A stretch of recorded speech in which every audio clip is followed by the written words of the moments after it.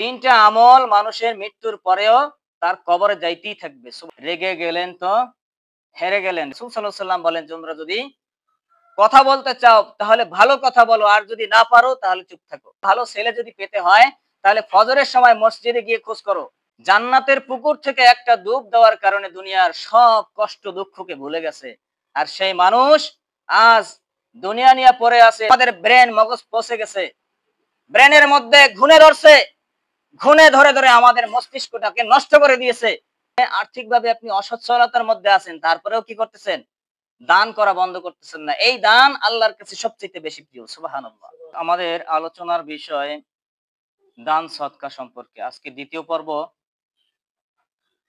তো আল্লাহ তাআলার নাজিলকৃত যে আয়াতে কারিমা আমি তেলাওয়াত করেছি সূরা আল ইমরানের 134 নম্বর আয়াত। সেখানে আল্লাহ পাক রব্বুল আলামিন মুমিন বান্দাদের গুণাবলী, বৈশিষ্ট্য, ভালো দিক বর্ণনা করতে গিয়ে বলেন যে মুমিন বান্দার মধ্যে তিনটা গুণাবলী পাওয়া যায়। কয়টা গুণাবলী? তিনটা গুণাবলী বা বৈশিষ্ট্য পাওয়া যায়। তার মধ্যে এক নাম্বার হলো তারা সদা সর্বদা সচ্ছলতার মধ্যে থাকুক বা অসচ্ছলতার মধ্যে থাকুক, সব সময় তারা কি করে? দান করে, আল্লাহ তাআলার রাস্তায় দান করে। দুই নাম্বার গুণাবলী বা বৈশিষ্ট্য সম্পর্কে আল্লাহ তাআলা বলেন যে তারা রাগকে নিয়ন্ত্রণ করে। কি করে? রাগকে নিয়ন্ত্রণ করে। কবির ভাষায় বলতে চাই, কবি বলেন যে রেগে গেলেন তো হেরে গেলেন। রেগে গেলেন তো কি? হেরে গেলেন। তাহলে যে মানুষ রেগে যায় সে হেরে যাওয়ার সম্ভাবনা বেশি তার জন্য। তাহলে আল্লাহ তাআলা মুমিন বান্দার গুণাবলী বর্ণনা করতে গিয়ে বলেন যে মুমিন বান্দার দুই নাম্বার গুণাবলী বা বৈশিষ্ট্য হলো তারা রাগকে নিয়ন্ত্রণ করে, রাগকে কন্ট্রোল করে। তিন নাম্বার বৈশিষ্ট্য আল্লাহ তাআলা বলেন যে তারা কি করে? ক্ষমা করে দেয়। মানুষকে কি করে? ক্ষমা করে দেয়। এই ক্ষমা করার অভ্যাস আমার মুমিন বান্দা, আমার প্রিয় বান্দার মধ্যে থাকবেই থাকবে। এই তিনটা গুণাবলী, সচ্ছলতা হোক, অসচ্ছলতা হোক, তারা দান করবে। সব সময় তারা দান করবে, কম হোক বা বেশি হোক দান করবে। দুই নাম্বার তারা রাগকে নিয়ন্ত্রণ করবে, কন্ট্রোল করবে। তিন নাম্বার তারা মানুষকে ক্ষমা করবে। তাহলে এই তিনটা গুণাবলী যার মধ্যে আছে, নিশ্চিত সে আল্লাহর প্রিয় বান্দা, আল্লাহর মুমিন বান্দা, মুত্তাকি বান্দা। আর এই তিন গুণ যার মধ্যে নাই সে আল্লাহ তাআলার মুত্তাকি বান্দা হতে পারে না। সে যদি বুজুর্গ হয়, পাঞ্জাবি পরে, জুব্বা পরে, দাড়ি রাখে, টুপি মাথায় দেয়, বড় কিছু করে, কিন্তু তারপর সে মুত্তাকি আল্লাহর প্রিয় বান্দা হতে পারে নাই। তো যাই হোক, আমাদের ধারাবাহিক আলোচনা, আল্লাহ পাক রব্বুল আলামিন এই দান করলে, সদকা করলে অনেক ফজিলত বর্ণনা করেছেন। আল্লাহ তাআলা অনেক ফজিলত মানুষকে দিয়ে থাকেন, অনেক বরকত দিয়ে থাকেন। তো কয়েকটি আমরা শুনছি, আজকে এরপর থেকে ইনশাআল্লাহ শুনবো। তো এই দান করলে, সদকা করলে আল্লাহ তাআলা আরেকটি আমাদেরকে ফজিলত দিয়ে থাকেন, সেটা হলো মন্দ মৃত্যু, খারাপ মৃত্যু থেকে আল্লাহ তাআলা কি করেন? বাঁচিয়ে রাখেন। বান্দাদেরকে কি করেন? মন্দ বা খারাপ মৃত্যু থেকে বাঁচিয়ে রাখেন। অ্যাক্সিডেন্টের মৃত্যু, বজ্রপাত পরে মৃত্যু, এরপরে মনে করেন ইত্যাদি, আগুনে মধ্যে পড়ে গিয়ে মৃত্যু, পানিতে ডুবে গিয়ে মৃত্যু, একটা স্বাভাবিক মৃত্যু আর এই যে বিপদের মৃত্যু, ব্যবধান আছে না? আছে। তাহলে আল্লাহ তাআলা এই সমস্ত মন্দ মৃত্যু, খারাপ মৃত্যু থেকে, আবার আরেকটা বিষয় বোঝা যায় যে মন্দ মৃত্যু বলতে যে ঈমান হারিয়ে মৃত্যু হওয়া, এটাও একটা মন্দ, ঠিক কিনা বলেন?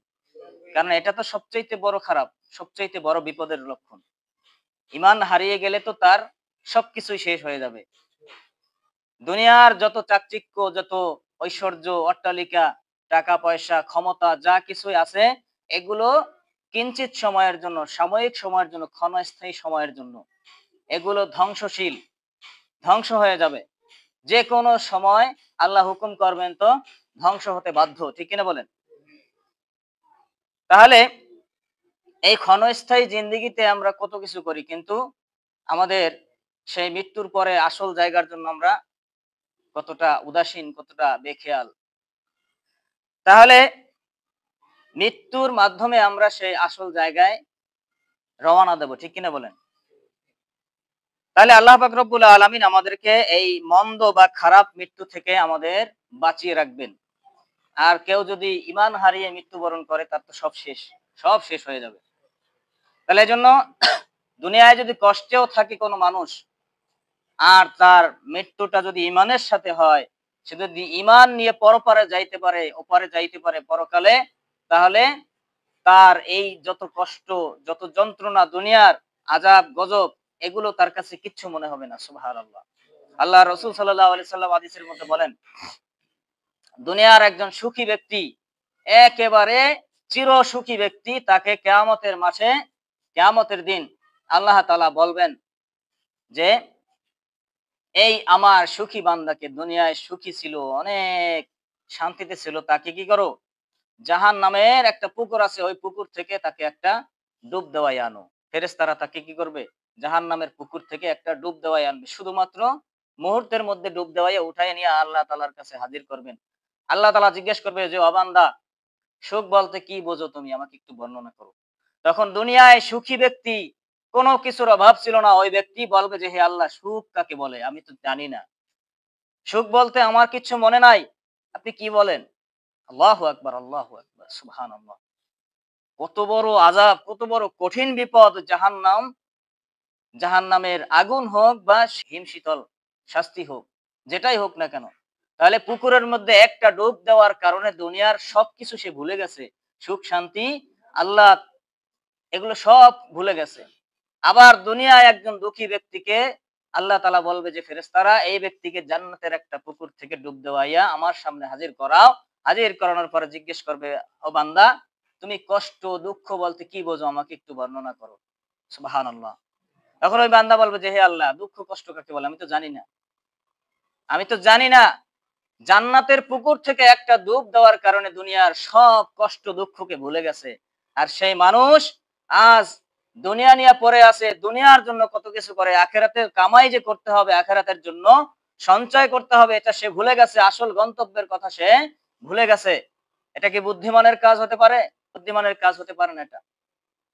তাহলে এজন্য আমরা যেন সেই ঈমান নিয়ে মৃত্যুবরণ করতে পারি, এই দোয়া আল্লাহর কাছে বেশি বেশি করতে হবে। ঠিক কিনা বলেন? তাহলে আল্লাহ তাআলা আমাদেরকে কি করবেন? বেশি বেশি দান সদকা করলে এই মন্দ মৃত্যু, খারাপ মৃত্যু থেকে আমাদেরকে বাঁচিয়ে রাখবেন। এরপরে বিশ্বনবী সাল্লাল্লাহু আলাইহি ওয়াসাল্লাম বলেন যে, এই যদি কোনো ব্যক্তি দান সদকা করে তাহলে আল্লাহ তাআলা তাকে মৃত্যুর পর পর্যন্ত তাকে প্রতিদান দিতে থাকবে। সুবহানাল্লাহ। কিরকম? আপনি যদি সদকায়ে জারিয়ার কোনো একটা কাজে দান করেন, কি করেন? দান করেন।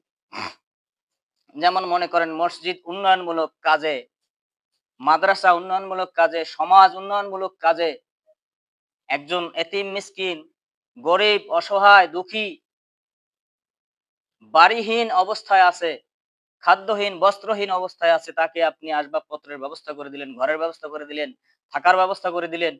মসজিদ উন্নয়নমূলক কাজে আপনি সহযোগিতা করলেন, মাদ্রাসা উন্নয়নমূলক কাজে আপনি সহযোগিতা করলেন, সামাজিক উন্নয়নমূলক কাজে আপনি সহযোগিতা করলেন। এটা আপনার কাছে আমল সদকায়ে জারিয়া হিসেবে আসতে থাকবে। সুবহানাল্লাহ।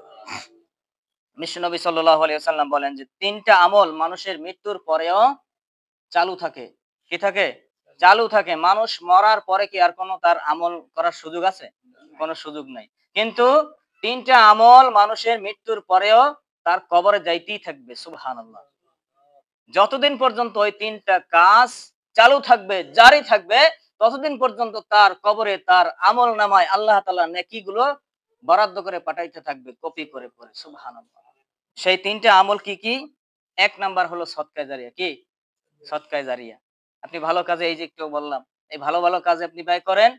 এটা আপনি, আপনি যদি মারাও যান, যতদিন পর্যন্ত এই মসজিদ উন্নয়নমূলক কাজে আপনি ৳১ দান করছেন, আপনি একটা টিন কেনার জন্য কিছু টাকা ব্যবস্থা করে দিচ্ছেন, দান করছেন। একটা খুঁটি কেনার জন্য, একটা কাঠ কেনার জন্য মিস্ত্রির একদিনের পয়সা আপনি দিয়ে দিছেন, মজুরি দিয়ে দিছেন। যতদিন পর্যন্ত এই মসজিদের আসবাবপত্র যা কিছু আছে, এই মসজিদ যতদিন পর্যন্ত চালু থাকবে, জারি থাকবে, ততদিন পর্যন্ত আপনার আমলনামায়, আপনি জীবিত থাকেন বা মরে যান, আপনার আমলনামায় সওয়াব নেকি যাইতেই থাকবে। সুবহানাল্লাহ। তাহলে এত বড় ফজিলত, এত বড় নেয়ামত, এইটা কেউ মিস করতে চায় বলেন? চায় না। আমরা বুঝি না দুনিয়ার মুনাফা, ব্যাংকে টাকা রাখি কেন? মুনাফা আসবে ওখান থেকে। ১,০০০ টাকা রাখলে মনে করেন ১০০ টাকা দেবে, বা মানুষকে আমরা কি করি, সুদে দেই না টাকা? কেন দেয় মানুষ? তার লাভ হবে, ঠিক কিনা বলেন? তাহলে দুনিয়ার লাভ আমরা বুঝলাম, কিন্তু আখেরাতের যেখানে যে জিনিসে লাভ হবে সেই জিনিস যদি আমরা না বুঝি, তাহলে এর চাইতে বুদ্ধিহীন অবস্থায় আর কেউ থাকতে পারে? পারে না। তাহলে এজন্য এই সদকায়ে জারিয়া যেসব কাজে যেখান থেকে সওয়াব আসতেই থাকবে, সেখানে যেন আমরা বেশি বেশি দান করতে পারি।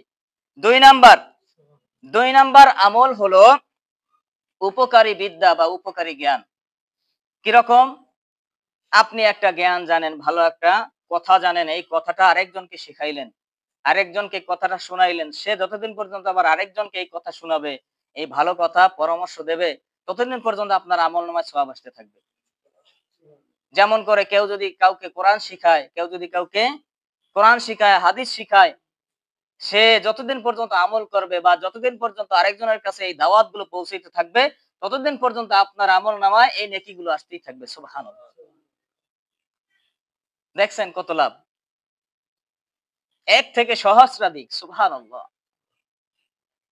আপনি একজনকে শিখাইলেন, আর সে যদি আরো ৫ জনকে শিখায়, ওই ৫ জন আবার আরো গিয়ে ১০ জনকে শিখাবে, ঠিক কিনা বলেন? তাহলে আপনি ১ থেকে শুরু করে কি করতেছেন? একটা চারা লাগাইলেন, চারা থেকে শাখা-প্রশাখা বের হয়ে হয়ে বিশাল বটবৃক্ষে পরিণত হইছে। ঠিক এরকম এর চাইতেও বেশি নেকি আল্লাহ তাআলা আপনার আমার আমলনামায়, আমরা যদি এইভাবে এই ভালো, ভালো কাজের সাথে সম্পৃক্ত থাকতে পারি, সদকায়ে জারিয়া যেগুলো কাজ আছে, এগুলোর সাথে দান করা, মানুষকে ভালো, ভালো পরামর্শ দেওয়া। যদি পারি ভালো পরামর্শ দেব, যদি না পারি চুপ থাকবো। রাসূল সাল্লাল্লাহু আলাইহি ওয়াসাল্লাম বলেন, তোমরা যদি কথা বলতে চাও তাহলে ভালো কথা বলো, আর যদি না পারো তাহলে চুপ থাকো। আমরা অনেক সময় দেখা যায় যে বেহুদা কথা বলি, কাজের কথার চাইতে অকাজের কথাই বেশি বলি, অনেক মানুষ আছে, ঠিক কিনা বলেন? তাহলে এজন্য রাসূল সাল্লাল্লাহু আলাইহি ওয়াসাল্লাম বলেন যে তোমরা যদি পারো ভালো কথা বলো, না পারলে চুপ থাকো। তাহলে এই উপকারী বিদ্যা বা জ্ঞান এটা মানুষের মাঝে বিতরণ করলে এর নেকি, এর সওয়াব আপনার আমলনামায় মৃত্যুর পর পর্যন্ত যাইতে থাকবে। ৩ নাম্বার ৩ নাম্বার সদকায়ে জারিয়ার আমল হলো নেক সন্তান। দুনিয়ায় নেক সন্তান রেখে যাওয়া। নেক সন্তান, আপনি একজন আলেম বানাইলেন, হাফেজ বানাইলেন, সে যতদিন পর্যন্ত কোরআন পড়বে, যতদিন পর্যন্ত কোরআন শিখাবে, মাদ্রাসার একজন মুহাদ্দিস বানাইলেন, হাফেজ বানাইলেন, মাওলানা বানাইলেন, মুফতি, মুহাদ্দিস, এরকম করে দিনের এক একজন দায়ী তৈরি করবেন, আপনার আমলনামায় নেকি সওয়াব দিয়ে ভরপুর হয়ে যাবে। সুবহানাল্লাহ। তাহলে এই যে ৩টা কাজ, এক তো কি, দান করা, সদকায়ে জারিয়ার বিভিন্ন ভালো ভালো কাজে কি করব, দান করব। ২ নাম্বার উপকারী বিদ্যা, আমার কাছে যদি কোনো উপকারী জ্ঞান থাকে এটা মানুষের মাঝে কি পৌঁছে দেওয়া। ৩ নাম্বার আমাদের সন্তান সন্ততি, হয়তো নিজের সন্তান, নয়তো আপনজনের মধ্যে, যদি নিজে পারলে শিখবো, নয়তো আপনজনদের শিখাবো, নয়তো কি করব, যারা শিখছে তাদেরকে ভালোবাসবো। রাসূল সাল্লাল্লাহু আলাইহি ওয়াসাল্লাম বলেন যে তোমরা ইলমে দ্বীন শেখো, ইলমে দ্বীন শেখা, শিক্ষা করা তোমাদের উপরে ফরজ। যদি না পারো তাহলে তোমাদের সন্তান সন্ততি, নাতি নাতনি, আত্মীয় স্বজনদের মধ্য থেকে যারা আছে তাদের শিখাও। তাও যদি না পারো, যারা শিখছে, যারা শিক্ষা গ্রহণ করছে তাদেরকে ভালোবাসো। কিন্তু ৪ নাম্বারটা হইও না, আলেম বিদ্বেষী হইও না, তাহলে তোমার জীবন বরবাদ হয়ে যাবে। তাহলে এজন্য আমরা আলেমদেরকে ভালোবাসতে পারি, আলেমদের সাথে ভালো সম্পর্ক রাখতে পারি, যে বাবাই হোক না কেন। তাহলে যে কথা বলতেছিলাম যে নেক সন্তান দুনিয়ায় রেখে গেলে কি আমাদেরই লাভ। এরপরে বিশ্বনবী সাল্লাল্লাহু আলাইহি ওয়াসাল্লাম বলেন যে শ্রেষ্ঠ দান, সবচাইতে দামি, উৎকৃষ্ট, উত্তম দান হলো ওই দান যে দান করার সময় নিজের কষ্ট হয়। নিজের কষ্ট হয় মানে আর্থিকভাবে আপনি অসচ্ছলতার মধ্যে আছেন, তারপরেও কি করতেছেন, দান করা বন্ধ করতেছেন না। এই দান আল্লাহর কাছে সবচাইতে বেশি প্রিয়। সুবহানাল্লাহ। যে আপনি কষ্টে থাকার পরেও, অসুবিধায় থাকার পরেও, অসচ্ছলতার মধ্যে থাকার পরেও, হাতে টাকা পয়সা কম আছে, তারপরেও আপনি কি করতেছেন, দান করতেছেন। এই দান আল্লাহর কাছে বেশি প্রিয়। সুবহানাল্লাহ। তাহলে আমরা এই যে দান করব, কেমন জিনিস দান করব, কোন জিনিস, আমরা যেটা অপছন্দ করি ওইটা দান করব, নাকি আমরা যেটা পছন্দ করি, যে জিনিস আমার কাছে বেশি প্রিয় সেটা দান করব? আল্লাহ পাক রব্বুল আলামিন সূরা আল ইমরানের ৯২ নম্বর আয়াতে তিনি বলেন যে তোমরা যদি পুণ্য লাভ করতে চাও তাহলে তোমার কাছে যে জিনিস প্রিয় ওই জিনিসগুলো দান করে দাও। সুবহানাল্লাহ। যেমন আমাদের জাতির পিতা ইব্রাহিম আলাইহিস সালামকে আল্লাহ তাআলা হুকুম করেছিলেন যে তোমার প্রিয় বস্তুকে তুমি কোরবানি দাও। কি করো? কোরবানি দাও। আল্লাহ তাআলা জাতির পিতা ইব্রাহিম আলাইহিস সালামের কোরবানি কবুল করছে কি করে নাই বলেন? করছে না? তার প্রিয় বস্তু কি ছিল? ইসমাইল আলাইহিস সালাম। ৮০ বছর ৮৬ বছর বয়সের পরে সন্তান হইছে, ওই সন্তান কি কতটা মায়ার? ওইটা কি সামান্য মায়ার নাকি বেশি মায়া? বেশি মহব্বতের না? তাহলে ৮০ বছর ৮৬ বছর বয়সে যদি একটা সন্তান হয় ওই সন্তানের প্রতি কত পরিমাণে মায়া মহব্বত থাকে বলেন? চিন্তা করেন। সেই সন্তানকেও আল্লাহর রাস্তায় কোরবানি করতে দ্বিধাবোধ করে নাই। আল্লাহ হুকুম করছে তো ডাইরেক্ট অ্যাকশন। আল্লাহ হুকুম করছে তো মানতে আমি বাধ্য। আমি সারেন্ডার, মাথা নত করে দিলাম, আত্মসমর্পণ করে দিলাম। তাহলে ইমানদারদের বৈশিষ্ট্য হবে এরকম। আল্লাহ বলছে তো বলছে, মানতে আমি রাজি। প্রশ্ন তোলার কোনো সুযোগ নাই, কোনো জায়গা নাই, আছে? কোনো অবকাশ নাই প্রশ্ন তোলার, যে কেন বলছে, কেন করব, এই প্রশ্ন তোলার সাহস, এই প্রশ্ন তোলার অধিকার আমাদের নাই। কারণ আমরা একজনের বান্দা। কার বান্দা? আল্লাহ সুবহানাহু তাআলার। আল্লাহ তাআলা আমাদের সৃষ্টি করেছেন, তার একটা উদ্দেশ্য আছে, ঠিক কিনা বলেন? আমরা মোবাইল কিনি, কম্পিউটার, ল্যাপটপ কিনি, যে কোনো জিনিস, বাতি, ফ্যান, এগুলো কেনার পিছনে, ক্রয় করার পিছনে একটা উদ্দেশ্য থাকে না? ফ্যান বাতাস দেবে, বাতি আমাদের আলো দেবে, মোবাইল আমাদের দূরের মানুষের সাথে যোগাযোগ করিয়ে দিবে, ল্যাপটপ, কম্পিউটারের মাধ্যমে আমরা বিভিন্ন কাজ করতে পারবো। ওই কাজ যদি ওই জিনিসের দ্বারা না হয়, ওই জিনিস কি কেউ আস্ত রাখে? পাঁচরাইয়ে বাইঙ্গে খালে ফেলাই দেয়, ময়লার মধ্যে, আবর্জনার মধ্যে ফেলে দেয়, ঠিক কিনা বলেন? তাহলে আল্লাহ তাআলা আমাদেরকে সৃষ্টি করেছেন, তার একটা উদ্দেশ্য আছে, তার ইবাদত করা। একমাত্র তার ইবাদতের জন্য আমাদেরকে সৃষ্টি করেছেন, অন্য কোনো কিছুর জন্য সৃষ্টি করেন নাই। আমরা দুনিয়ায় যা কিছু ভোগ করি, সংসার সংসারাদি, সন্তান সন্ততি, স্ত্রী, পরিবার পরিজন, যা কিছুই আমরা পাই, এগুলো বোনাস। এগুলো কি বোনাস? আসল উদ্দেশ্য আল্লাহর ইবাদত করা, আল্লাহর গোলামি করা। আল্লাহ তাআলা শুধুমাত্র একটাই কারণে আমাদেরকে সৃষ্টি করছেন। আমরা বুঝি বা না বুঝি, মানি বা না মানি, কিন্তু আল্লাহ তাআলা একটা কারণে আমাদের সৃষ্টি করছেন। তাহলে আল্লাহ তাআলা বলেন যে তোমরা পুণ্য লাভ করতে পারবে না যতক্ষণ না তোমাদের নিজেদের প্রিয় বস্তুকে আল্লাহর রাস্তায় দান করো। আর তোমরা কি করবা? নিজেদের প্রিয় বস্তুগুলোকে দান করবা। আর তোমরা যা দান করো এটা কিন্তু আল্লাহ তাআলা জানেন। আল্লাহ তাআলা এই বিষয়ে অবগত আছেন। সুবহানাল্লাহ। আমরা কম দান করি, বেশি দান করি, এগুলো আল্লাহ তাআলা কি জানেন। আমাদেরকে বলতেছেন যে আমি কিন্তু জানি তোমার থাকার পরেও দান করতেছো নাকি করো না, এটা কিন্তু আমি জানি। বিশ্বনবী সাল্লাল্লাহু আলাইহি ওয়াসাল্লাম বলেন যে তোমরা প্রিয় বস্তু থেকে দান করো। প্রিয় বস্তু থেকে দান না করলে কল্যাণ লাভ করতে পারবে না। সুবহানাল্লাহ। আম্মা জান আয়েশা সিদ্দিকা রাদিয়াল্লাহু তাআলা আনহা, তার কাছে কিছু খেজুর ছিল। তিনি কি করলেন? এগুলোকে দান করে দিলেন, সদকা করে দিলেন। এরপরে আম্মা জান আয়েশা সিদ্দিকা রাদিয়াল্লাহু তাআলা আনহার কাছে আরো একজন এসে খাবার চাইতে লাগলেন। তখন তিনি বললেন যে আমার কাছে তো আর নাই। আমার কাছে অবশিষ্ট নাই। যদি থাকতো তাহলে আমি আরো দান করে দিতাম। সুবহানাল্লাহ। বিশ্বনবী সাল্লাল্লাহু আলাইহি ওয়াসাল্লাম আরেকটা হাদিসে তিনি বলেন, যতক্ষণ পর্যন্ত কোন মুমিন মুসলমান নিজের জন্য যেটা পছন্দ করে সেটা অপরের জন্য পছন্দ করতে না পারবে, ততক্ষণ পর্যন্ত সে পূর্ণ মুমিন হতে পারবে না। আমি কষ্ট পেতে পছন্দ করি, করি না। আমি খারাপে থাকি, কষ্টে থাকি, দুঃখে থাকি, না খেয়ে থাকি, এটা কি আমি পছন্দ করি? করি না। তাহলে আমি যদি এটা আরেকজনের জন্য পছন্দ করি, যে সে কষ্টে থাকুক, সে বিপদে থাকুক, তাহলে কি এটা মুমিনের পরিচয় হবে? হবে না। আপনি সুখে আছেন, আপনি যদি আরেকজনকে কষ্টে রাখতে চান, তাহলে এটা কি মুমিনের গুণাবলী হতে পারে না। এই হাদিসটা শোনার পরে একদিন আম্মা জান আয়েশা সিদ্দিকা রাদিয়াল্লাহু তাআলা আনহার জন্য বিশ্বনবী সাল্লাল্লাহু আলাইহি সাল্লাম একটা নতুন চাদর কিনে আনলেন। যখন নতুন চাদর কিনে আনলেন, একজন ভিক্ষুক এসে তার কাছে একটা কাপড় চাইলেন যে আমাকে একটা কাপড় দান করেন। আম্মা জান আয়েশা সিদ্দিকা রাদিয়াল্লাহু তাআলা আনহা তিনি তার পুরানো কাপড়টাকে, পুরানো চাদরটাকে দান করে দিলেন, ভিক্ষুকের হাতে দিয়ে দিলেন। তখনই তার মনে পড়ছে বিশ্বনবী সাল্লাল্লাহু আলাইহি সাল্লামের এই হাদিস যে আমার নবী তো এই কথা বলেছেন যে নিজের জন্য যেটা পছন্দ করো অপরের জন্য সেটা পছন্দ করতে হবে, নিজের জন্য যেটা অপছন্দ করো সেটা অপরের জন্য অপছন্দ করতে হবে। যদি এরকম না হয় তুমি পূর্ণ মুমিন হতে পারবে না। সুবহানাল্লাহ।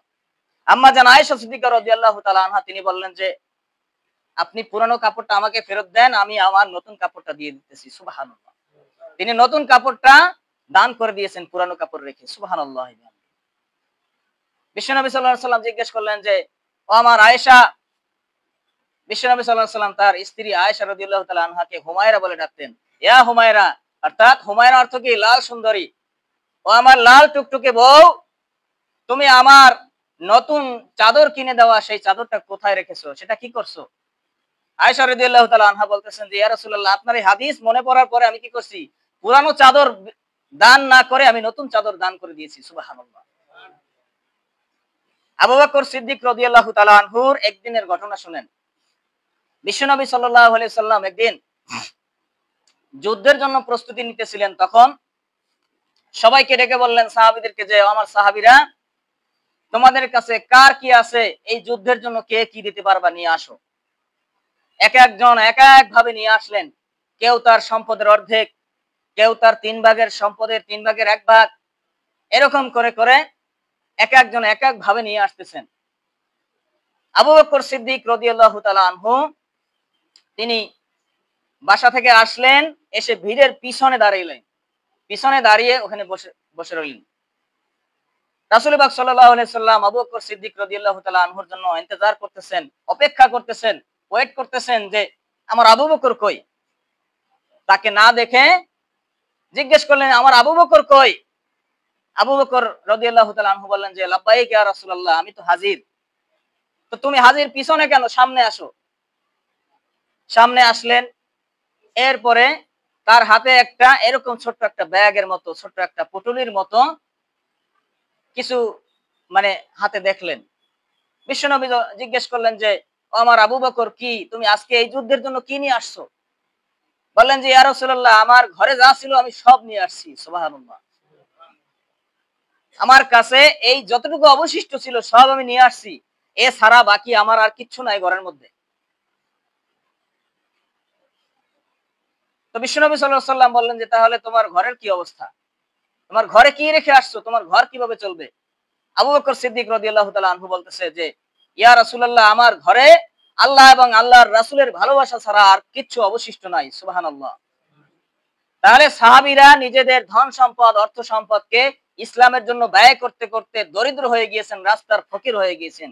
তারপরও নিজেদের মনের মধ্যে কখনো ব্যথা অনুভব করেন নাই, অনুভব করেন নাই। কি জন্য?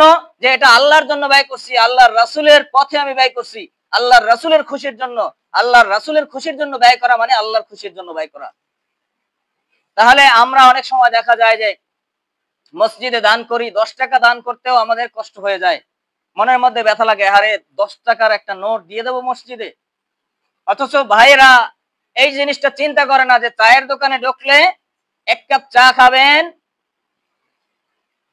একটা পান খাবেন, একটা বিস্কুট খাবেন, কত টাকা? 15 টাকা। এরপরে যদি কেউ বিড়ি খায় তাহলে আর কি 25 থেকে 30 টাকা শেষ। একা ঢুকবেন তাতেই 25 থেকে 30 টাকা আপনার শেষ। তাহলে আপনি মসজিদে একটা সপ্তাহে 7 দিন পরে একবার 10 টাকা দান করতেও যদি আমরা কার্পণ্যতা অবলম্বন করি, কৃপণতা অবলম্বন করি, এটা কি বড় মনের মানুষের আচরণ হতে পারে? তাহলে একটু বিবেচনা করা দরকার আমাদের যে এই মসজিদ, এই প্রতিষ্ঠান, এটা তো আমাদেরই, আমাদের সকলের, ঠিক কিনা বলেন? এই প্রতিষ্ঠান তো এখানে উড়ে এসে এখানে জুড়ে বসে নাই, বসছে আমরাই তৈরি করছি। এই প্রতিষ্ঠান আমাদের কাঁধের উপরে দায়িত্ব দিয়ে দিচ্ছেন আল্লাহ তাআলা। এই প্রতিষ্ঠানকে যদি আমরা অবহেলা করি, এই প্রতিষ্ঠানকে যদি ভালোভাবে চালানোর জন্য যা কিছু দরকার, শ্রম দেওয়ার দরকার, বুদ্ধি দেওয়ার দরকার, অর্থ দেওয়ার দরকার, যখন যেটা দেওয়ার দরকার তখন যদি সেটা দিয়ে এই প্রতিষ্ঠানকে এগিয়ে নেওয়ার চেষ্টা না করি, আল্লাহর কাছে জবাবদিহি করতে হবে, ঠিক কিনা বলেন? আমার ভুলের কারণে, আপনার ভুলের কারণে যদি প্রতিষ্ঠানের ক্ষতি হয়, এজন্য আল্লাহর কাছে জবাবদিহি করতে হবে। এজন্য যখন আর্থিকভাবে সহযোগিতা করার দরকার, বুদ্ধি দিয়ে সহযোগিতা করা দরকার, জীবন দিয়ে সহযোগিতা করার দরকার, ইসলামের জন্য আমরা এই সহযোগিতা করতে, এই স্যাক্রিফাইস করতে রাজি আছি ইনশাআল্লাহ। আল্লাহ তাআলা আমাদের কবুল করুন। তাহলে বিশ্বনবী সাল্লাল্লাহু আলাইহি সাল্লাম তার জীবনী থেকে, সাহাবাদের জীবনী থেকে আমরা শিখলাম যে আমাদের কি করতে হবে? বেশি বেশি দান করতে হবে, এবং সেই দানটা হতে হবে আমাদের প্রিয় বস্তু দ্বারা। কিসের দ্বারা? প্রিয় জিনিসের দ্বারা, প্রিয় বস্তু, প্রিয় আসবাবপত্র। এগুলোর দ্বারা আমাদের দান করতে হবে, তাহলে আল্লাহর কাছে বেশি গ্রহণযোগ্যতা পাবে। এরপরে আমরা এই দানের কয়েকটা প্রকার সম্পর্কে জানি। এক নাম্বার হলো ফরজ দান। ফরজ দান সদকা করা, সেটা হলো কি যাকাত। সেটা কি যাকাত। এই যাকাত যদি মানুষ না দেয়, বিশ্বনবী সাল্লাল্লাহু আলাইহি সাল্লাম বলেন যে ওই কোন সমাজ যদি যাকাত দেওয়া বন্ধ করে দেয়, আল্লাহ তাআলা ওই সমাজের উপর থেকে রহমত উঠিয়ে নেন। আল্লাহ তাআলা ওই সমাজ থেকে রহমত গুলো উঠিয়ে নেন। আল্লাহর রহমত বরকত এগুলো আল্লাহ তাআলা দূর করে নেন। তাহলে জন্য যাকাত আমরা কখনো কি করব না, বন্ধ করে দেব না। এটা ধনীদের উপরে, যারা আর্থিকভাবে স্বাবলম্বী আছে, সচ্ছলতায় আছে, তাদের উপরে এটা ফরজ। এটা গরিবদের উপরে ফরজ নয়। আর এই যাকাতের টাকা আমরা কাদেরকে দেব? যারা গরিব, অসহায়, এতিম, মিসকিন, হতদরিদ্র, থাকার জায়গা নাই, খাওয়ার কিচ্ছু নাই, আসবাবপত্র নাই, পোশাক পরিচ্ছদ, ভালো পোশাক পরিচ্ছদ নাই, তাদেরকে আপনি বিভিন্নভাবে সহযোগিতা করবেন। এরপরে 2 নাম্বার দান সদকা হলো ওয়াজিব সদকা। ওয়াজিব সদকা সেটা হলো কি সদকাতুল ফিতর। এই সদকাতুল ফিতর দেওয়া কি ওয়াজিব।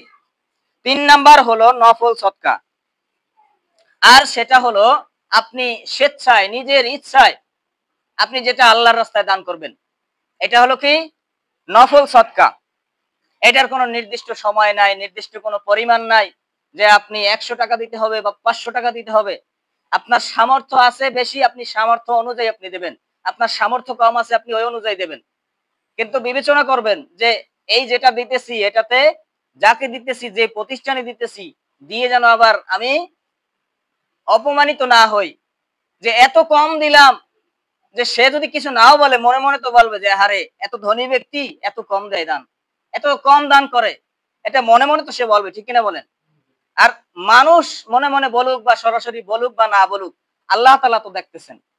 আল্লাহ তাআলা আমাদেরকে জানিয়ে দিয়েছেন যে তুমি কম দান করো আর বেশি দান করো, আমি কিন্তু জানি। তোমার থাকার পরেও যদি কম কম দান করো, সেটা কিন্তু আমি জানি। এজন্য একটা গ্রাম অঞ্চলের একটা প্রবাদ আছে, একটা কথা আছে যে দিয়া ধন দেখে মন, নিতে লাগে কতক্ষণ। আল্লাহ তাআলা দিতেও সময় লাগে না, নিতেও সময় লাগে না। তাহলে আমার হাতের মধ্যে আছে, আমি যদি নিজেকে বড় মনে করি যে আরে আমি তো মাতাব্বর, আমার আছে, আমার মন চাইলে আমি দেব, তুমি বলার কে? আপনি দিয়েন না, সমস্যা নাই, আল্লাহ তাআলার নিতেও সময় লাগবে না। একজন নেতা, একজন বড় শিল্পপতি, তাকে আল্লাহ তাআলা 3 বার পাতলা পায়খানা আর 2 বার বমি দিলেই সে কি নেতায় খাতা হয়ে যাবে, ঠিক কিনা বলেন? জমিনের সাথে লটকাইয়া পড়বে। তাহলে এজন্য টাকার অহংকার, ক্ষমতার অহংকার এগুলো করা বুদ্ধিমানের জন্য সাজে না, ঠিক কিনা বলেন? তাহলে নফল সদকার মধ্যে আরো একটা বিষয় আছে।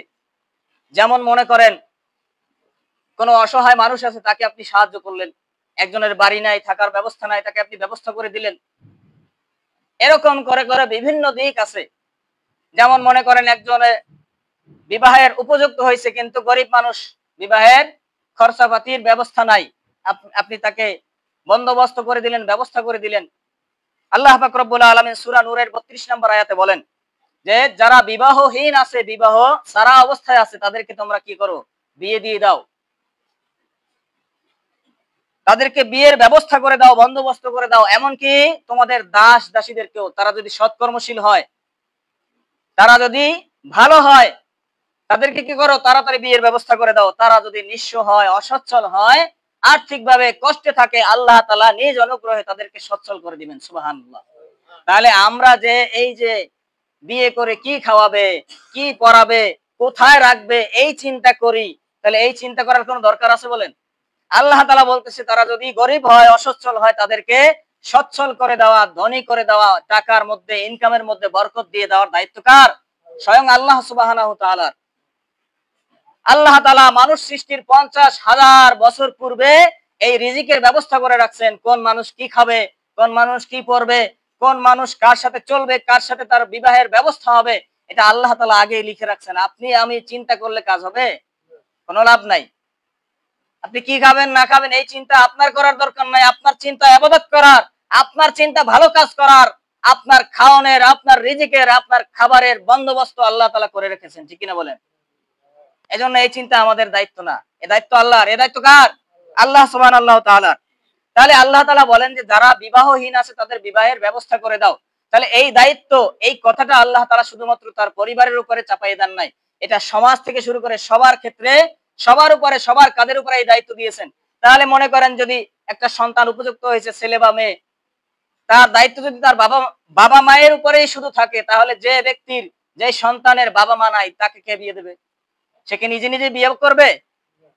তার দায়িত্ব তার পরিবার থেকে যদি কেউ থাকে তারা এই দায়িত্ব নেবে। যদি তার পরিবারে না থাকে, সমাজের যত লোক আছে সবাই তার এই দায়িত্ব নেবে। যদি সমাজের লোকেরা দায়িত্ব না নেয়, তার পরিবারের লোকেরা দায়িত্ব না নেয়, ওই সন্তান, ওই উপযুক্ত সন্তান যদি কোনো অপরাধে লিপ্ত হয়, এই অপরাধগুলো, অশ্লীলতা যদি বাড়ে এই কারণে, তাহলে এই গুনাহের ভাগীদার সমাজের সবাই, সবার কাঁধের উপর উঠবে। ঠিক কিনা বলেন? ইঞ্জিনিয়ার এনামুল হক নামে একজন বক্তা আছেন, উনি ভালো একজন প্রসিদ্ধ আলেম। উনি একটা কথা বলছিলেন যে সন্তান যদি উপযুক্ত হয়, আপনার মেয়ে উপযুক্ত হয়েছে, তো একটা ছেলে প্রস্তাব দিছে আপনার মেয়ের জন্য, ওই ছেলেটা যদি ভালো হয়, দিনদার হয়, আল্লাহওয়ালা হয়, সে যদি বাদাম বিক্রি করেও খায়, কি করে, বাদাম বিক্রি করেও যদি সে সংসার চালায়, সে যদি নিজে বাদাম বিক্রি করে ইনকাম করে, তারপরেও কি করেন, তার কাছে মেয়ে বিয়ে দিয়ে দেন। যদি না দেন, সমাজের মধ্যে অশ্লীলতা বাড়বে, বেহায়াপনা বাড়বে, আর এর দায়ভার আপনি এড়াতে পারবেন না। বিশ্বনবী সাল্লাল্লাহু আলাইহি ওয়াসাল্লামের হাদিস এটা, ইঞ্জিনিয়ার এনামুল হকের বাণী না, আমার বাণী না, এটা আমার কথা না। রাসূল সাল্লাল্লাহু আলাইহি ওয়াসাল্লাম বলেন যে যদি কোনো সৎ ছেলে, কোন সৎ সন্তান কোন মেয়েকে প্রস্তাব দেয়, ওই প্রস্তাব যদি কি করে, ফিরিয়ে দেয়, আল্লাহওয়ালা, আল্লাহ বিরু, নামাজি, 5 ওয়াক্ত, ইনকাম কম, অনেক মানুষ আছে ইনকাম দেখে কি করে, দিনদারও খোঁজে, আবার ওদিকে দিনদার বিল গেটসের মতো ধনী, ওয়ারেন বাফেটের মতো ধনী, মার্ক জাকারবার্গের মতো ধনী। আফসোস এদের জন্য, এরা নাকি দিনদার, এরা শুধুমাত্র লেবাসে সুরাতে নামে দিনদার। ঠিক কিনা বলেন? এরা আসলে আল্লাহর সবচেয়ে বড় দুশমন। এরা বিবাহকে কঠিন করতেছে, এদের জন্যই সমাজের মধ্যে গজব আসতেছে। ঠিক কিনা বলেন? এদের জন্যই সমাজের মধ্যে অশ্লীলতা, বেহায়াপনা বাড়তেছে। বিশ্বনবী সাল্লাল্লাহু আলাইহি সাল্লাম বলেন যে সমাজের মধ্যে বিয়ে যত কঠিন, ওই সমাজের মধ্যে জেনা, ব্যভিচার, অশ্লীলতা তত সহজ। এই সমাজটাকে ঠিক করতে হলে, সমাজটা যদি ঠিক করতে চান, সমাজের অবকাঠামোগুলো যদি ঠিক করতে চান, সুন্দর করে সাজাতে চান, তাহলে আপনি বিয়েকে সহজ করে দেন, দেখবেন 10 বছর লাগবে না, 5 বছরের মধ্যে সমাজটা ঠিক হয়ে যাবে। চুরি, বাটপারি, অনেক কিছু, রাহাজানি, অনেক কিছু কমে যাবে ইনশাআল্লাহ। এটা আমি আল্লাহর কসম করে বলতে পারি। কারণ আল্লাহ তাআলা বলছেন যে সন্তান উপযুক্ত হলে তার সাথে সাথে বিয়ে করিয়ে দাও, তার বিয়ের ব্যবস্থা করে দাও, তাকে সচ্ছল করে দেওয়ার দায়িত্ব আমার। আল্লাহ তাআলা দায়িত্ব নিতেছেন, আর আপনি আমি এখানে বসে ঘুষুর ঘুষুর ফুসুর ফুসুর করতেছি। হ্যাঁ, সন্তান খাওয়াবে কি? মেয়ের বয়স হয় নাই, মেয়ে 5টা 7টা প্রেম করতে পারে, এখানে যায়, ওখানে রাত কাটায়, ওখানে ঘুরে ফেরে, পার্কে যায়, সেটা করতে পারে। আপনার সন্তান, অবুঝ সন্তান, এগুলো করতে পারে, এগুলোর বুঝ হয়েছে। কিন্তু বিয়ে করে একজনকে চালাবে, একজনের সংসার করবে, এই বুঝ হয় নাই। 5-7 জন চালাইতে পারে, এই বুঝ হয়েছে। ঠিক কিনা বলেন? এই হলো আমাদের ব্রেনের অবস্থা। আমাদের ব্রেন মগজ পচে গেছে, ব্রেনের মধ্যে ঘুণে ধরছে, ঘুণে ধরে ধরে আমাদের মস্তিষ্কটাকে নষ্ট করে দিয়েছে। এই জন্য আমরা উল্টা বুঝতেছি। একটা মোবাইল যে ব্যক্তি বানাইছে, সে জানে মোবাইল কিভাবে চালালে মোবাইলটা ভালো চলবে। ফ্যান, টিভি, এসি, প্রত্যেকটা জিনিসের ম্যানুয়াল, নির্দেশনা বই সাথে থাকে কি থাকে না বলেন?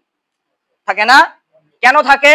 যে এই মোবাইলটা আপনি পানিতে ফেলাইতে পারবেন না, ফ্রিজে রাখতে পারবেন না, আগুনে ফেলাইতে পারবেন না, তাহলে এই মোবাইল নষ্ট হয়ে যাবে। যদি এ ছাড়া অন্যান্য জায়গায় আপনি চালান, তাহলে মোবাইল ভালো মতো চলবে। তাহলে দুনিয়ার সাধারণ একটা ডিভাইস, এই ডিভাইস যদি যে বানাইছে তার হুকুম অনুযায়ী চালানো লাগে, তাহলে আল্লাহ তাআলা আমাদেরকে বানাইছেন, আল্লাহর হুকুম অনুযায়ী আমরা চললে ভালো চলবো না? অথচ আমরা মানুষের নিয়ম দিয়া, মানুষের আইন দিয়ে আমরা চলি সব জায়গায়। পরিবার বলেন, সমাজ বলেন, রাষ্ট্র বলেন, কোন জায়গায় আল্লাহর হুকুমগুলো মানতে চায় না মানুষ। কেন? এই জন্য কিন্তু গজব আসতেছে, এই জন্য কিন্তু আযাব, গজব আল্লাহ তাআলা বারবার পাঠাইতেছে, মানুষদেরকে হুঁশিয়ার করতেছে, তোমরা সতর্ক হয়ে যাও, হুঁশিয়ার হয়ে যাও, ভালো হয়ে যাও, এখন সময় আছে। ঠিক কিনা বলেন? তাহলে এই জন্য আল্লাহ তাআলা আমাদের ওয়াদা করতেছেন যে তোমরা কি করো, সন্তান উপযুক্ত হলে তাদেরকে বিয়ে দিয়ে দাও। এরপরে এখানে আরেকটা কথা বলি যে অনেক সময় দেখা যায় যে ভালো একটা ছেলে পাওয়া যায়, সৎ, আল্লাহওয়ালা, নামাজি, একজন আলেম একটা কথা বলছিলেন যে ভালো সন্তান ভালো ছেলে যদি পেতে হয় তাহলে ফজরের সময় মসজিদে গিয়ে খোঁজ করো। ভালো ছেলে পাও না, ভালো ছেলে পাই না এটা বললেই হবে না। মসজিদে গিয়ে ফজরের সময় খোঁজ করেন, ভালো ছেলে অবশ্যই পাবেন। ভালো ছেলে যদি হয় ফজরের সময় উঠে সে মসজিদে এসে জামাতে নামাজ আদায় করবে, ঠিক কিনা বলেন? তাহলে ভালো ছেলে যদি আমরা পেয়ে যাই তাহলে অনেক সময় অনেক মানুষ আছে দেখা যায় যে মেয়ের গার্জিয়ান চিন্তা করে, সংকোচ বোধ করে, আরে আমি প্রস্তাব দেব, ছেলেই প্রস্তাব দেবে, ঠিক কিনা বলেন? তাহলে এই সংকোচ করার কিছু নাই। আল্লাহ পাক রব্বুল আলামিন সূরা কসাসের 27 নম্বর আয়াতে বলেন,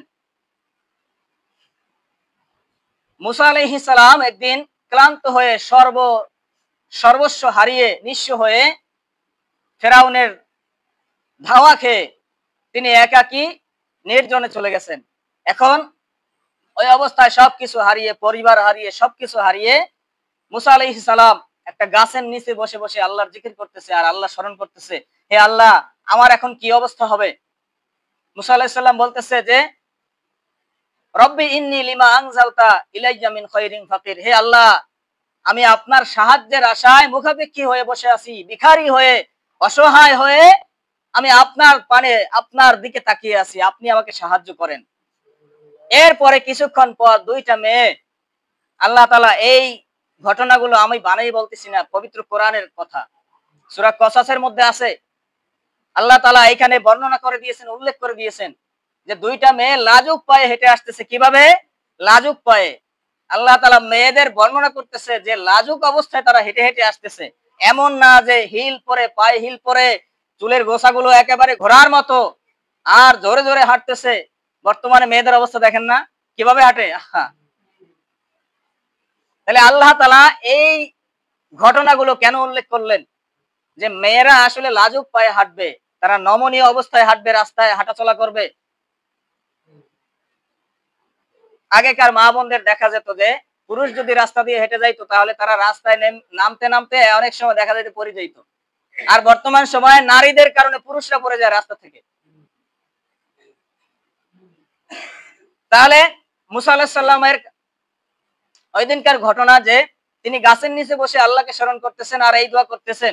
এরপর দুইটা মেয়ে পানি ওঠানোর জন্য কূপ থেকে বালতি নিয়ে আসতেছে। এখন কূপ থেকে পানি উঠাইবে এই শক্তি তাদের নাই। তখন মুসা আলাইহিস সালাম তাদেরকে গিয়ে কি করলেন? যে পানি উঠাইতে সাহায্য করলেন, পানি উঠাই দিলেন। এখন ওই দুইটা মেয়ে ছিল শুআয়ব আলাইহিস সালামের, নবী শুআয়ব আলাইহিস সালামের এই দুইটা মেয়ে। তো ওই দুইটা মেয়ে মুসা আলাইহিস সালাম ছিলেন একেবারে বডি বিল্ডারের মতো, অনেক শক্তি ছিল তার গায়ে। তো তার মুসা আলাইহিস সালামের ঘটনা গিয়ে তার বাবার কাছে বললেন। তো নবী তো নবীদেরকে চিনতে পারে, ঠিক কিনা বলেন? কবি কবিদের চিনতে পারে, নবী নবীদের চিনতে পারে। তো শুআয়ব আলাইহিস সালাম তিনি বুঝতে পারলেন যে ইনি আসলে সাধারণ কোনো মানুষ না, ইনি আল্লাহর নবী। তো মেয়েদেরকে আবার পাঠাইলেন, গিয়ে ডেকে আনো। এখন ডেকে এনে শুআয়ব আলাইহিস সালাম নিজের মেয়ের ব্যাপারে ওই মুসা আলাইহিস সালামের কাছে প্রস্তাব দিতেছে যে আমি আমার এই দুই মেয়ের থেকে যে কোনো এক মেয়েকে তোমার কাছে বিয়ে দিতে চাই, তুমি যদি রাজি থাকো। সুবহানাল্লাহ। আল্লাহ তাআলা পবিত্র কোরআনের মধ্যে কোট করছেন সূরা কসাসের 27 নম্বর আয়াতে। তাহলে এইজন্য আল্লাহ তাআলা যেহেতু কোরআনের মধ্যে এই লাইনগুলো কোট করে দিয়েছেন, উল্লেখ করে দিয়েছেন, তার মানে এটার গুরুত্ব কি? অনেক বেশি। আর এই মেয়ের পক্ষ থেকে ছেলেকে প্রস্তাব দেওয়া এটা একটা সুন্নাত। বিশ্বনবী সাল্লাল্লাহু আলাইহি সাল্লামের হাদিস থেকে দেখেন যে আম্মাজান খাদিজা রাদিয়াল্লাহু তাআলা আনহা তিনি বিশ্বনবী সাল্লাল্লাহু আলাইহি সাল্লামকে ব্যবসার জন্য হায়ার করলেন, তাকে কাজের জন্য রাখলেন, ব্যবসা করার জন্য রাখলেন। বিশ্বনবী সাল্লাল্লাহু আলাইহি সাল্লামের সততা, কাজের মধ্যে যে উত্তমতা, এগুলো দেখে খাদিজা রাদিয়াল্লাহু তাআলা আনহা তিনি তার ভালোবাসায় মগ্ন হয়ে গেলেন, তার প্রেমে পড়ে গেলেন। কিন্তু সরাসরি তো আর বলতে পারতেছে না। তার বান্ধবী নাফিসা তাকে দিয়ে প্রস্তাব পাঠালেন বিশ্বনবী সাল্লাল্লাহু আলাইহি সাল্লামের পরিবারের কাছে বা বিশ্বনবী সাল্লাল্লাহু আলাইহি সাল্লামের কাছে। বিশ্বনবী সাল্লাল্লাহু আলাইহি সাল্লাম বললেন যে আমার পরিবার আছে, আমি তাদেরকে না জিজ্ঞেস করে আমি কিছু বলতে পারবো না। বিশ্বনবী সাল্লাল্লাহু আলাইহি সাল্লাম তার পরিবারের সাথে আলাপ করে এরপর পরিবারের মাধ্যমে তার প্রস্তাবকে গ্রহণ করলেন। সুবহানাল্লাহ। এরপরে দেখেন আনাস রাদিয়াল্লাহু তাআলা আনহুর মা উম্মে সুলাইম রাদিয়াল্লাহু তাআলা আনহা তিনি আবু তালহা রাদিয়াল্লাহু তাআলা আনহুকে বিয়ের প্রস্তাব দিয়েছিলেন নিজেই সরাসরি। শুধুমাত্র তাকে একটা শর্ত দিয়েছিলেন যে তোমার ইসলাম গ্রহণ করতে হবে। কি করতে হবে? ইসলাম গ্রহণ করতে হবে, তাহলে আমি তোমাকে বিয়ে করতে রাজি। সুবহানাল্লাহ। এরপরে দেখেন আরেকটা ঘটনা, বিশ্বনবী সাল্লাল্লাহু আলাইহি সাল্লামের কাছে এক নারী এসে বিশ্বনবী সাল্লাল্লাহু আলাইহি সাল্লামকে সরাসরি প্রস্তাব দিলেন যে ইয়া রাসূলুল্লাহ, আপনি আমাকে বিয়ে করেন, আমি আপনাকে বিয়ে করতে চাই। আরেকটা ঘটনা দেখেন, ওমরে ফারুক রাদিয়াল্লাহু তাআলা আনহু তার মেয়ে হাফসা রাদিয়াল্লাহু তাআলা আনহাকে ওসমান বিন নুরাইন তার কাছে গিয়ে তাকে ডেকে এনে ওসমান রাদিয়াল্লাহু তাআলা আনহুকে বলতেছে যে তার মেয়ের ব্যাপারে বলে, মেয়ের ভালো ভালো গুণাবলী তার কাছে উপস্থাপন করে এরপরে বলতেছে যে আমার মেয়েকে আপনি বিয়ে করবেন। সুবহানাল্লাহ। তাহলে এই মেয়ের পক্ষ থেকে ছেলেদের ভালো ছেলে যদি পান, তাহলে অনেক সময় দেখা যায় যে আমরা যে এখন ভালো ছেলে পাইছি, আমরা আশা করি আরো একটু ভালো পাওয়া যায় কিনা। 20,000 টাকা বেতন, তাহলে দেখি 30,000 টাকা পাওয়া যায় কিনা, আরো একটু হায়ার লেভেলের পাওয়া যায় কিনা, আরো একটু আপার লেভেলের পাওয়া যায় কিনা। এরকম করতে করতে মেয়ের বয়স বেড়ে যায়, একটা সময় দেখা যায় যে আগে যেটা পাইছিল ওইটাই ভালো ছিল। শেষমেশ ওই মুরব্বীর একটা কথা বলে, কাকে বেশি বুঝে শেষে খায়। ঠিক আছে? তাহলে এই জন্য যেটা আসছে সামনে যদি দেখেন মঙ্গলময় হবে, নিজে বিবেচনা করে যে ছেলেটা ভালো, তাহলে কি করেন? প্রস্তাব দিয়ে দেন। অথবা সে যদি প্রস্তাব দেয় গ্রহণ করে নেন। যদি না করেন গ্রহণ, অথবা যদি প্রস্তাব না দেন, সমাজের মধ্যে বিশৃঙ্খলা তৈরি হবে। আর এর জন্য যত অন্যায় অপকর্ম হবে, গুনাহ হবে, এর দায়ভার আপনার কাঁধেও আসবে। তাহলে এই জন্য যে কথা বলতেছিলাম যে আল্লাহ তাআলা উপযুক্ত সন্তানদেরকে সাথে সাথে বিয়ে দিতে বলছেন, দেরি করা যাবে না। তাহলে দেরি করলে কি করবে, কি হবে? সমাজের মধ্যে বিশৃঙ্খলা তৈরি হবে, অশ্লীলতা বাড়বে। দেখেন না বর্তমান সময়ের অবস্থা। অনলাইনের মধ্যে ঢুকলে, ইউটিউবের মধ্যে ঢুকলে, খবর দেখতে গেলে দেখা যায় কত বিচিত্র ঘটনা বাংলাদেশের মধ্যে, শুধু বাংলাদেশ নয়, টোটাল বিশ্বের মধ্যে। তাহলে যতদিন পর্যন্ত বিশ্বের মধ্যে, বাংলাদেশের মধ্যে, সব জায়গার মধ্যে কোরআন দিয়ে পরিচালনা না হবে, ততদিন পর্যন্ত শান্তির আশা করা যায় না। আর কোরআনের আইন কি? সন্তান উপযুক্ত হয়েছে, বিয়ের ব্যবস্থা। তাহলে এই বিয়েটা কি? সদকায়ে জারিয়া। আপনি বিয়ের সহযোগিতা করলেন, পরামর্শ দিয়ে, আর্থিকভাবে সহযোগিতা করে, যেভাবেই হোক আপনি আগানোর চেষ্টা করলেন, একজনকে সহযোগিতা করে দিলেন, সাহায্য করলেন, এটাও আপনার জন্য সদকায়ে জারিয়া হিসেবে কি আপনার আমলনামায় নেকি আসতে থাকবে। কারণ ওই ব্যক্তি যদি বিয়ে করার মাধ্যমে হালাল ভাবে তার স্ত্রীর সাথে থাকে, স্ত্রী স্বামীর সাথে থাকে, তাদের নেকি হবে না? আপনার আমলনামায় নেকি আসবে। আর তাদের যদি বিবাহের ব্যবস্থা না করতেন, বন্দোবস্ত না করতেন, তারা গুনাহে লিপ্ত হয়ে যাইত। ঠিক কিনা বলেন? শয়তান তো ধোঁকা দেয় মানুষকে। তাহলে তারা গুনাহ করত, ওই গুনাহ থেকে ফিরাইয়া আপনি যে তাদেরকে নেকির কাজে আনছেন, এইজন্য আপনার আমলনামায় আল্লাহ তাআলা নেকি লিখে দেবে। সুবহানাল্লাহ। আর আল্লাহ তাআলা আপনার প্রতি অনেক খুশি হয়ে যাবে। তাহলে এই দান সদকা জাতীয় যত আমল আছে আমরা যেন করার চেষ্টা করি। আর দান সদকা করলে আমাদের কি কি লাভ? আমাদের আত্মার পরিশুদ্ধতা করবে। কি হবে? আত্মাটা ফিটফাট হবে, আত্মাটা সুন্দর হবে, আত্মাটা আল্লাহর ভয় করবে, আমাদের রূহটা আল্লাহর ভয় করবে, তখন আর অন্যায় কাজে আমরা লিপ্ত হব না। এরপরে দান সদকা করলে কি হয়? ধনী এবং গরিবের মধ্যে একটা মেলবন্ধন, সেতু বন্ধন তৈরি হয়। তাদের মধ্যে মহাব্বত বাড়ে, সৌহার্দ্যপূর্ণ আচরণ বৃদ্ধি পায়। ঠিক কিনা বলেন? গরিব দেখলেও সে মুসাফা করে, সালাম দেয়, সালাম বিনিময় করবে, তার সাথে মুআনাকা করে, ভালো ভালো আচরণ করে, ভালো কথা বলে। এবং গরিবেরাও যদি ধনীদেরকে দেখে তাদের সাথে ভালো আচরণ করে, একজন আরেকজনকে ডেকে চা খাওয়ায়, একজন আরেকজনকে ডেকে যা পারে হাদিয়া তোহফা দেয়। ঠিক কিনা বলেন? তাহলে দান সদকা করলে এই মহাব্বতটা বাড়ে, সমাজের মধ্যে বন্ধুত্ব সৃষ্টি হয়। তাহলে এই যে আমাদের অনেক লাভ। এরপরে 3 নাম্বার লাভ হলো যে আল্লাহ তাআলার রহমত ও বরকত পাওয়া যায়। কি পাওয়া যায়? সম্পদের মধ্যে বরকত পাওয়া যায়, রহমত পাওয়া যায়, ওই যে আগে বলছিলাম গত জুমায়। এরপরে 4 নাম্বার লাভ হলো যে দুনিয়া এবং আখিরাতে কল্যাণ পাওয়া যায়। দুনিয়া এবং আখিরাতে কল্যাণ পাওয়া যায়। দান সদকা করলে আল্লাহ তাআলা দুনিয়ায় বিপদ থেকে মুক্তি দিয়ে দেন এবং আখিরাতে জান্নাতের সর্বোচ্চ মাকাম আমাদেরকে দান করবে। সুবহানাল্লাহ। তাহলে এজন্য প্রিয় ভাই সব, যে আমরা যেখানেই দান করার সময় আসবে, সেটা আর্থিকভাবে হোক, আমাদের জীবন দিয়ে হোক, আমাদের বুদ্ধিমত্তা দিয়ে হোক, আমরা সব সময় কি করব? দান করার চেষ্টা করব। আমাদের সচ্ছলতা থাকুক বা অসচ্ছলতা থাকুক, সবসময় কি আমরা দান করার চেষ্টা করব। আল্লাহ তাআলা যেন আমাদের সকলকে সর্ব অবস্থায় সচ্ছলতা হোক অসচ্ছলতা হোক সবসময় যেন আমরা বেশি বেশি দান করতে পারি, সামর্থ্য অনুযায়ী দান করতে পারি। আল্লাহ তাআলা আমাদের তৌফিক দান করুন, আমরা বলি আমিন। ওয়া আখির দাওয়ানা আলহামদুলিল্লাহি রাব্বিল আলামিন। আসসালামু আলাইকুম ওয়া রাহমাতুল্লাহি ওয়া বারাকাতুহু।